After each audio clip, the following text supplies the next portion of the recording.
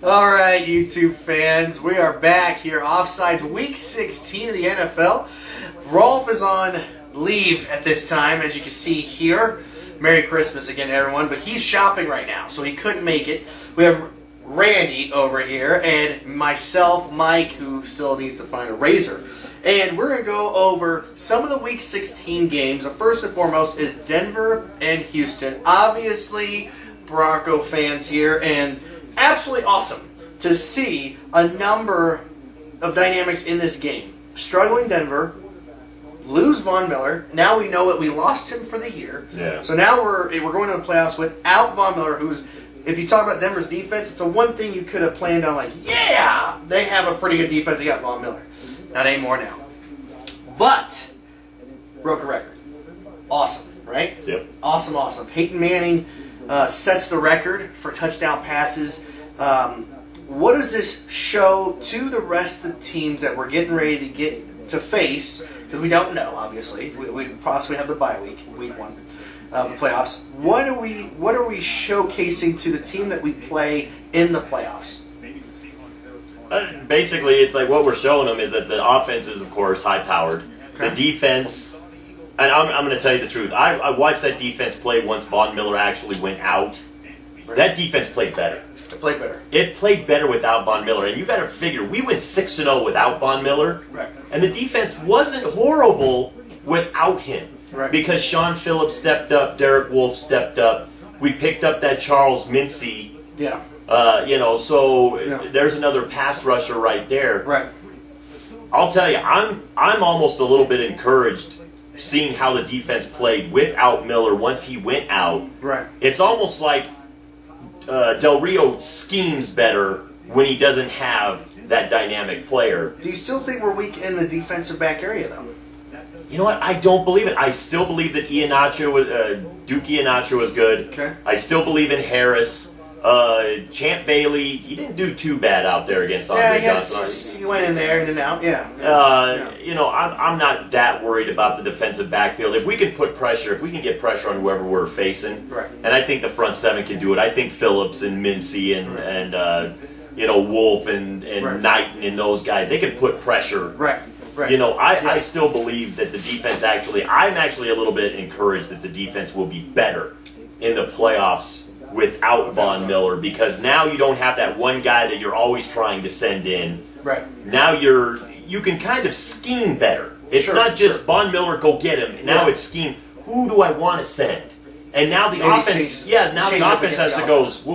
Who's coming? Yeah. Whereas they always know 58's coming. Yeah. Yeah. Well, it'll be interesting. It'll be an interesting test for the Broncos, because that is obviously they are not ranked high on the defensive side. Obviously, number 1 in offense when it comes to scoring points, yardage, and what have you. But the defensive side is weak, so we will see. In the next couple of weeks, we have Oakland this week. Should be a pretty interesting game. AFC West teams are always pretty tough. So any division game. Next game we want to talk about Arizona, Seattle. I actually didn't really hold Arizona that high as far as a standard of play, but looking at their schedule, looking at what they've achieved this year, absolutely amazing. With Carson Palmer, no less. This is someone I've been slamming all year. But Palmer, not that great. 4 interceptions in the game. And they still pull it out in Seattle. And Seattle's considered the number 1 NFC team. Did they just have a bad day? Or did they figure out kind of how to tweak the defense around to shut down a man they call Russell Wilson? Well, I think Arizona, basically, they may have given us the blueprint. Load the box, don't let Marshawn Lynch beat you. Because those wide receivers for Seattle, they're not that good. Right. They're not. They don't really get open that well. And if you can keep Russell Wilson contained, you can beat him. Yeah. And I think this is partially probably a bad game, too. Seattle had won, I don't know how many games in a row, probably about 17 or 18 games in a row. Right.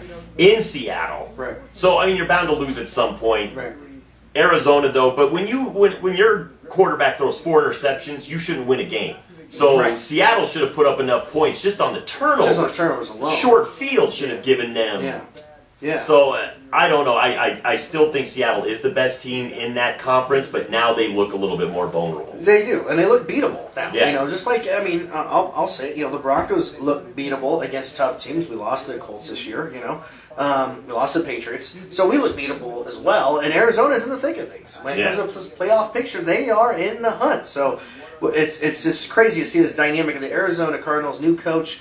The quarterback I still feels pretty weak. They could do better, I think, but it's working. Something's working over there. They're able to shut down Seattle. This is actually puts them in that playoff hunt. It's pretty impressive. Yeah, and you know what? Maybe it's the Bruce Arians factor. I mean, the coach of the Cardinals, the last year the Colts loved playing for him. Now the Cardinals seem to love him. Maybe this guy just might be one of those coaches that players just like to play for. Like a Tony Dungy. Yeah, like a Tony Dungy. Yeah. And it's like you really want to, put it all out on the line for this guy. Right. And he just knows how to unify a team. Had a coach. And the Cardinals last year were pretty pathetic. This year, they have a chance to go. They have a chance. It's amazing. And the last game we're going to talk about is Giants and Detroit. Detroit, all they had to do was win. They stay in the hunt. They're going against Giants. Giants, pretty bad year this year. Come back and forth, 4-game winning streak, what have you. But Giants pretty weak. Gone through 58 running backs, I think, this year. Something pretty impressive like that. Every free agent running back that was in the NFL, I think they used him once. They even tried to re-sign Terrell Davis. Didn't work out so well. Yeah, but the injury, you didn't pass a physical. Yeah. But, wow. Manning, 256 yards passing, 1 touch, 1 interception is kind of typical. Stafford, though, 222, 0 touchdowns, 2 interceptions. How can you not throw touchdown passes when you have so many weapons with Detroit Lions? How do you lose to them in overtime? At home, no less. That means it doesn't even matter if you play Detroit. You're just going to stop them. They're actually saying now that Matthew Stafford might be the most undisciplined quarterback in the NFL. He does not he does not prepare real well. He does not make good decisions out on the field. He doesn't get the scrutiny that Tony Romo does because he's in Detroit. Right, but you got to look. This was a number 1 picked quarterback in the and they've expected big things, and he has flashed signs of being a great quarterback, but not consistent. And he's not consistent. Yeah, he's like Romo, but he is a much higher paid version of him. Yeah. At the time, I think Romo's paid more now. Right. But Matthew Stafford, he's going to want more money because he's a starting quarterback, but he makes a lot of bad decisions, and he's never done anything for his team. Not good at all. When you look at Detroit and all the signs of hope, they've drafted well on the defensive side. You have fairly that defense can hurt you in a number of ways. However, the offense on paper looks spectacular, but obviously not getting it done. Not too good right now. Not too good in Detroit. Well, and how does Calvin Johnson only get 3 catches in that game? Yeah. How do you? It's not like the Giants secondary is a world beater. You couldn't get that guy more than 3 catches. And if so, you got a number of options to go to. Why not go those other options? And that's what maybe he's trying too hard, trying to get it to him. You're going to throw it to Calvin Johnson, but sometimes the defense is like, look, we're going to stack this guy. We're not going to let him get open. Go to someone else. Yeah, and I can very well see that. I can very well see that they basically just probably said, hey, we're gonna just load we're gonna double cover him and good luck. Good luck. And obviously it worked. They were able to take him down. So now we're gonna switch gears. We're gonna talk about the playoffs, and there's a lot of different dynamics. I can't believe how different dynamics there are this year. With so many teams still in the hunt, there's a lot of teams that need help. This person loses, this person wins. But we're going to talk about a couple of them here. And going over some of the dynamics of it, some of the teams that are in still amazes me. You still have the Steelers. Steelers are still in it. Now, they have a long shot. No one's really picking them to actually make it. But the Steelers are still in it mathematically. We have the Dolphins. We have the Bengals. Bengals are looking pretty good. Kansas City, wild card, we got these teams in there. We got the Chargers. 3 AFC West teams possibly this year in the playoffs. Out of all this jumbled mess in the AFC alone, does it really matter who gets in wild card? No, because here's the thing. Whoever gets that, probably whoever is going to get that is going to be probably 9-7. We can barely. Pittsburgh, you're done. There's no way that all 3 of those teams are going to lose. Baltimore's not going to lose, and San Diego, and Miami. It's not going to happen. And if it does happen with Pittsburgh winning, who's San Diego playing? Well, the Chargers actually playing at home against the Chiefs. They're playing the Chiefs. That's a tough game. But the Chargers beat the Chiefs in Arrowhead. Yep. So I still think the Chargers probably have a better chance. Who's Miami playing? The Dolphins. The Dolphins are Jets? They're playing the Jets. and they're playing in Miami. Okay, so unless the Jets just come up with a miracle and Geno Smith runs for 200 some odd yards, you're probably looking at the Dolphins, because I'll tell you, the Ravens, they do have to go to Cincinnati. Now, Cincinnati doesn't take this game seriously because Cincinnati's seeding is basically set. If in their mind they think it's set, they may rest some players and may not play that tough. Okay. But then there's also the thing, well, it's a division rival, I don't want them in, and they may try to beat the brakes off of them. Well, the Ravens are tough. When you get to the playoffs, the Ravens figure out how to win. They do. It's tough for them. But they figured out how to get pummeled by the Patriots. That's what they figured in Baltimore. Well, they didn't even look good. No, they looked awful. That was a terrible game. Terrible game. Right now, if I had to pick a team that's going to make it, and I don't want to say it because I'm not a real Florida fan in any way, shape, or form, but the Dolphins look like they might have the best shot. They get in. They're going to win because I think the Ravens will probably lose. The Chargers could win, but the Dolphins have the tiebreaker over the Chargers. The Chargers have to hope Miami loses and Baltimore loses for the Chargers to get in. Then the Steelers, here's your hope. The Chargers have to lose. Okay. The Ravens have to lose. And the Dolphins have to lose. And Pittsburgh has to win. It's hard to have all three of those. Play? They're playing They're playing the Cleveland Browns. Okay. I don't know. I think they can win that game. I'll pick them to win that game, but I just don't think all three of those other teams are going to lose. Any of these wild cards pose a threat to any of the bigger dogs in the AFC? I'm talking about the Patriots, the Broncos, any of these teams. If the Ravens get in, they pose a threat because they've been there, done that. They know what it takes to win at that time of the year. Right. The other teams, they will just get crushed by the number 3 seed if it's Cincinnati or New England, depending on how they finish. Yeah. The 3 seed is going to destroy the 6 seed. The Ravens are the only team that you have to worry about because it's the defending Super Bowl champs. They know how to win in this time of the year. Yeah. Interesting stuff. Now, NFC stuff. Isn't there a dynamic here too? Because obviously the Cardinals are in it. The Saints, the Niners. I don't know what this shakes out to be in the NFC. I mean, again, same question. Do any of these NFC wildcard teams look good enough to get in? And if so, are they even pose a threat to your Seahawks? Well, and that's the thing. The NFC wildcard teams do. I mean, if the Niners get in, right. The Niners definitely pose a threat to the Seahawks. Right, that's true. We've already seen that the Arizona Cardinals can beat the Seahawks, so you have to figure if they did it once, they can do it again. Right. If Carson Palmer has a halfway better game and only throws half the interceptions, they may score more points.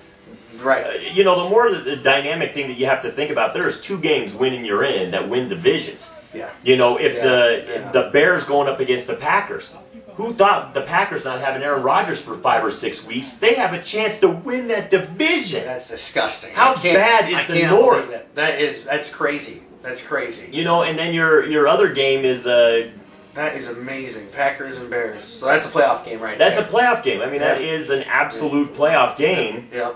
And then you got, obviously, Dallas against Philadelphia. Yeah. Dallas against Philadelphia is your other. That's your other playoff game. Whoever wins that game is going to go to the playoffs. And from what we're hearing, obviously, the Romo injury. Yeah. We don't know if he's even going to play. And you got to go with a guy that used to play for Denver, who we knew is Kyle Orton, and he can never get you in the end zone. So, and he hasn't even thrown the ball competitively for a number of years now. So, I mean, They said he's thrown 15 passes in 2 years. 15. I mean, I don't know. I don't know for Cowboys fans. At least if you lose, you won't have to pin it on Romo this year. That's right. You can pin it on Orton because we pinned a lot of our losses on Orton. So he's used to that too. There you go. I mean, wow. This is going to be interesting how this all shakes out. This is going to be one of the best. This is already a playoff week of football. Week 17 is the first week of the playoffs. Because so much is up in the air. There's so much that can happen. And I'll tell you right now, it'd be amazing to see Pittsburgh get in. Rolf and I kind of texted on this. He thinks it would be amazing if the Cowboys win. Right. Orton takes Dallas deep into the playoffs with something that Romo can't do, I just think he wants to shake things up in Dallas, which I'm fine with. I mean, sure. How do you justify Romo when Orton takes you deep into the playoffs? It could happen. And he's a great passer when it comes to anything short. 15 yards, 5 yards, 6-yard dumps. In between the red zones, Orton is one of the most elite quarterbacks I've ever seen in my life. But you get him inside the 20. But he does have Murray. He does have DeMarco Murray. He has Des Bryant. Yes, You just have to throw it anywhere near him. Miles Austin. We'll see. I say Orton starts. I don't think Romo plays. No, I don't the injury think. I don't think so either. I don't Herniated think so. disc. It's not He's happening. probably not walking right now. Yeah. Wow, this is going to be interesting. Well, gosh, we're ready. Hope you guys are ready.